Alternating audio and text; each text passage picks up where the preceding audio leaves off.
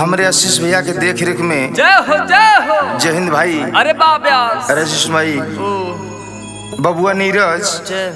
हाई पौन परवाना देवेंद्र भैया आए जब कुछ ऐसा नहीं मिजाजी भाव हो बढ़ा चढ़ा के रहा है। ये संगीता का हो राजा जी का कहता रहा बोला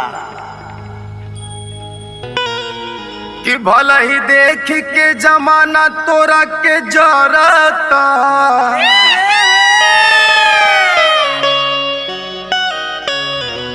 हाय संदीपवा खट्टी खाली तोरा पे मरता किते तो जहर तारे जोरे जैसे जिया रे। अरे माई रे माई ये जान लेके छोड़ना का हो कि हमरा के बना ले अपन पिया रे। भाव भा औरतिया कहतिया हो व्यास कि गौना करा के बहरा चल गईला अकेले तो कोनो काम ना न होई। अच्छा ए पवन बाबू लॉकडाउन में लहसुन प्याज नीरज हो रजनीश भाई कैसे कहतिया कौने भाव में कैसे कहतिया हो कि पिया परदेसिया बोलाई कैसे फोन करवा ले बुला ले डले के लेटर भेज के कि पिया परदेसिया बोलाई कैसे कि लागे लागा में आग तब बुताई कैसे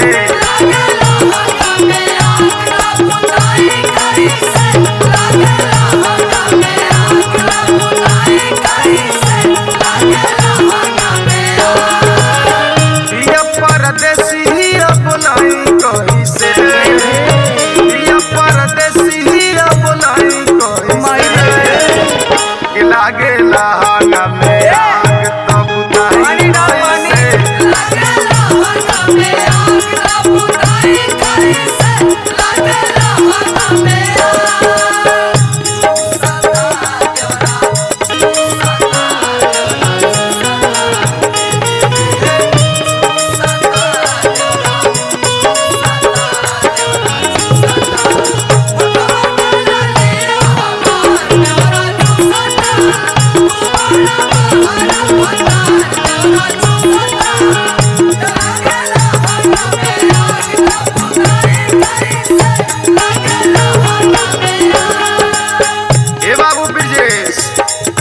भाई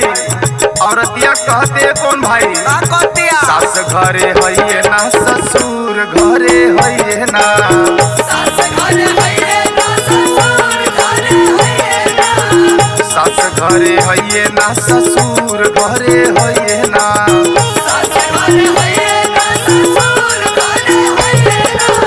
छोट बाटवा रहवा जगाई कैसे छोट बाटवा रहवा जगाई कैसे लागल लांगा में आग तो बुताई कैसे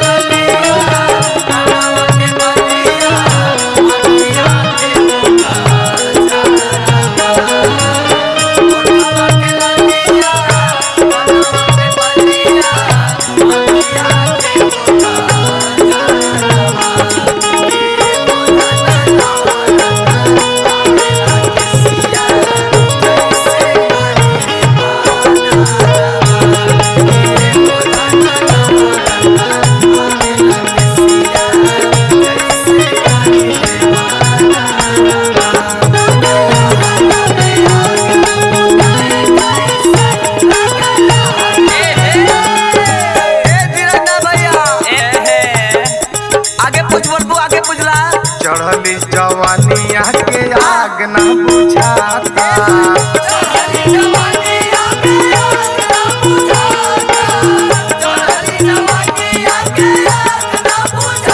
तोहर बिना हो सैया रहलो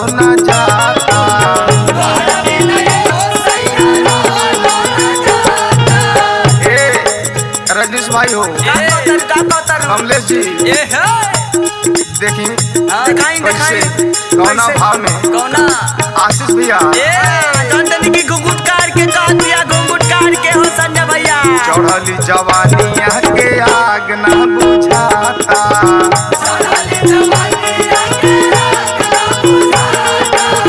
तोहर बिना हो सैया रहलो ना जाता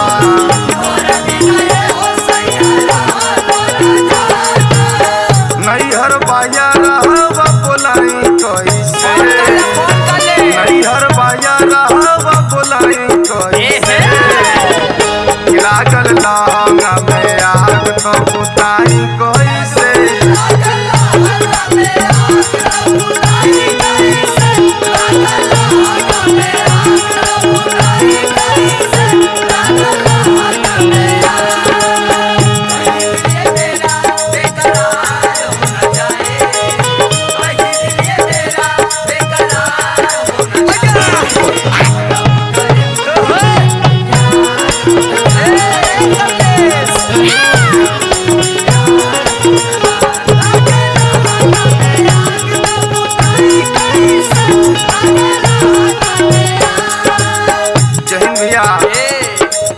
अंत में कहतारी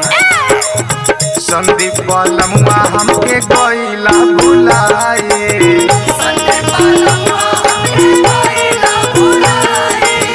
दिलवा के हाल नीरज केकरा से सुनाई